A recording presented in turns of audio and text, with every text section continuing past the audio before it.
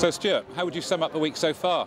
So far it's been a mixed bag of weather, a bit of rain, lots of wind on occasions, and a bit of sun as well. So weather-wise it's been mixed and really good for everybody. I think most of the competitors are, not all, most are really happy and having a great time.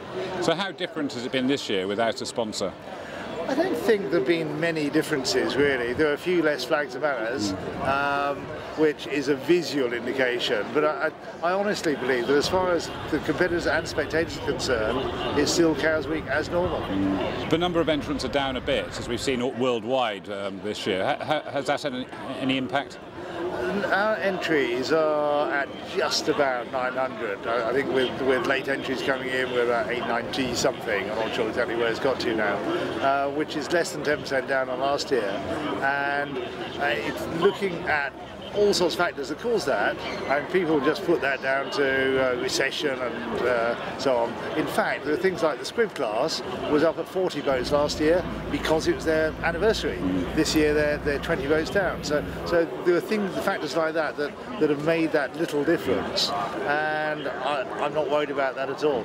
But this year you're taking day entries rather than last year only took week entries. Yes, we've gone back to taking day entries, and that's partly a pragmatic thing, and partly some people just can't do the whole week. And we have had criticism for the last couple of years that by making people enter for the whole week, what we're actually doing is we're allowing the rich people to come and race for a couple of days, but stopping the poor people doing it, because the rich people will enter for the whole week and just come for the day they want to race.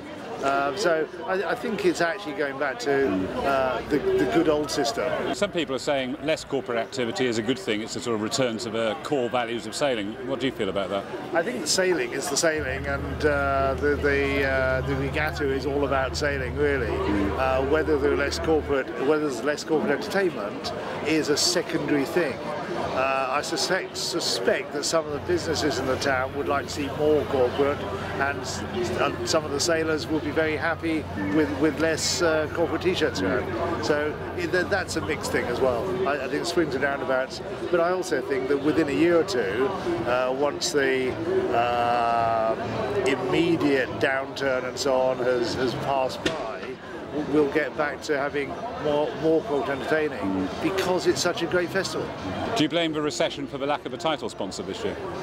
Not per se. I think the problem we had was that when companies were looking, the time of year that companies look at long-term contracts is by and large in the autumn. That's where budgets for marketing and so on are set. And if you remember back to the late autumn last year, it was when the financial institutes were having, let's say, a bad time, falling off cliffs, and nobody knew where that was going to end. So whatever their business were doing, nobody was going to make a decision. So that side of it, I think, is why, mainly the reason why we haven't got a title sponsor this year. How important is it for next year to have a title sponsor? We are very confident that we will have a title sponsor. We've used this year's event to showcase Cows Week to a number of companies, and we believe that we will. However, if we don't, we've got a plan and a balanced budget, and Cows Week will be happening first week in August like normal. Why does Cows Week cost so much to run? There are a whole load of things, and it's a very complicated regatta. Therefore, you need a certain amount of technology just to make it work. You can't do a 1,000-boat regatta, 900-boat regatta, without having a really top-class result service. You can't do it with a spreadsheet and or a few Boy Scouts and advocacies come to that, because it just doesn't work. You can do the calculations, that's the easy bit, but it's all the error correction and so on the results. When we eventually get accurate tracking on all the boats, then ironically we could probably then have a simpler result system, because we'll know when they'll finish. We won't need all the error checking, but that's a different level of technology again. So there's that sort of thing.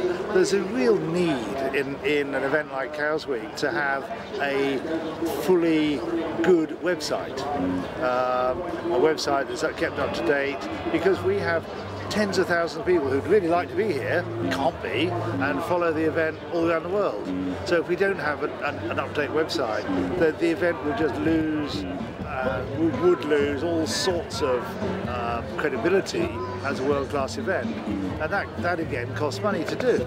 So that's just two technology things. You can't run an event of this scale without full-time staff. A few locals have said, well, we have daring racing on a Saturday morning and we don't need full-time staff. Actually they do, they use the full-time staff from the yacht clubs, but because it's only a tiny event, you can fit that in.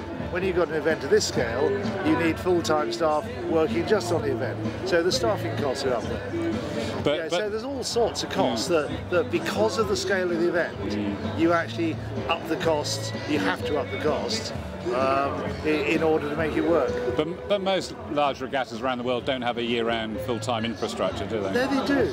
If you look at Cork Week, that has full-time staff all year round. Even Antigua Race Week has full-time all year round staff, and that's a fifth the size of our regatta. All of the big regattas have full-time staff. So that's where all the costs are. It's where some of the costs is technology, it's staffing, there's all sorts of things that add to the cost. Now, what about non-sailing visitors this week? It's quite busy now. It started off a bit quiet, but it's got busier. Do you think they're coming? I think it's been a great week, and I'm not sure that it wasn't busy at the start of the week either. I think what really happened was that the iShares Cup for the first 3 days, the iShares Cup at Cows Week, spread the number of visitors out over a much larger area. So I think the town might have felt a little quieter, but if you look at the numbers off Egypt Point, watching the action on the first 3 days in the afternoon, I think you'd find it hard to say it wasn't busy.